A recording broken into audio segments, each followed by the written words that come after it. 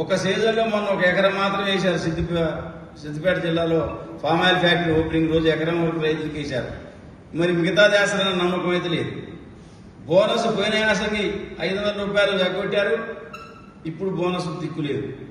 ఇప్పటికే 40% పైగా ధాన్యాన్ని మరి మిల్లర్స్ బయట వ్యాపారస్తులకు అమ్ముకోవడం జరిగింది. మరి మీరు బోనస్ ఇస్తున్నట్టున్నారు. ఏ రకమే లెక్క బయట అమ్మిన రైతులకు మీరు ఏ రకంగా వర్తింపజేస్తారు? ఈ బోనస్ స్పష్టం చేయాలి.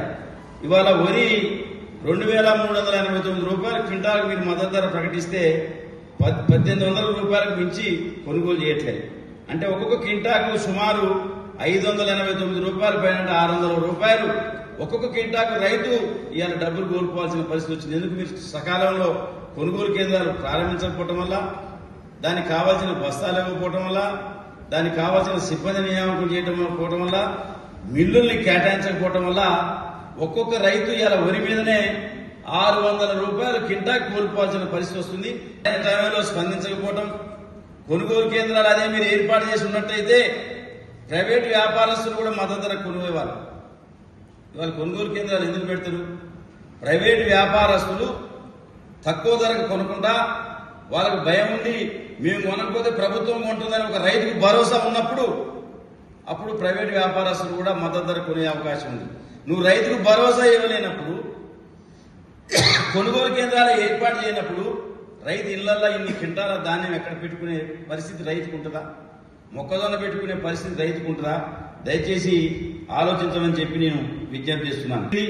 మరి దానికి తగ్గ పరిస్థితి మాత్రం మీరు చేయట్లేదు. ఇవాళ వరి విషయంలో కూడా రైస్ మిల్లర్స్ వాళ్ళు సిండికేట్ గా ఏర్పడి మేము ధాన్యం కొనమని చెప్పి చెప్తున్నారు. మరి మీరు రైస్ మిల్లర్స్ మీటింగ్ పెట్టలే ఇప్పటివరకు. అదేవిధంగా పైగా కోతలు పూర్తయినాయి వరి.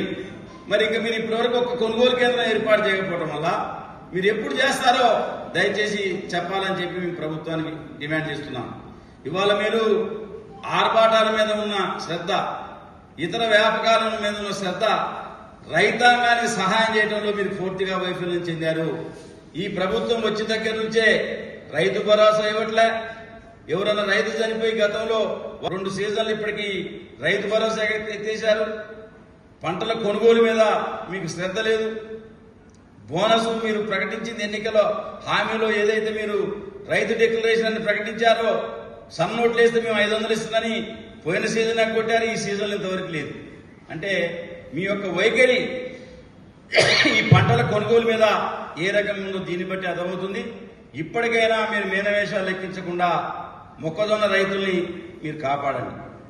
ప్రతి ఊర్లో 1000 ఎకరాలు పైన సాగైన ప్రతి గ్రామంలో మొక్కజొన్న కేంద్రం ఓపెన్ చేయాలి.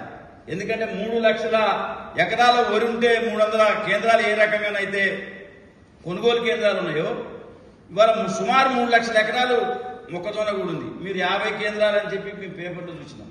ఇప్పటి సౌకర్యాలు కల్పించి మద్దతు ధర కోల్పోకుండా, రైతు సంక్షోభంలో చిక్కుకోకుండా రైతులను కాపాడే విధంగా దృష్టి పెట్టాలని చెప్పి ప్రభుత్వాన్ని డిమాండ్ చేస్తున్నాం.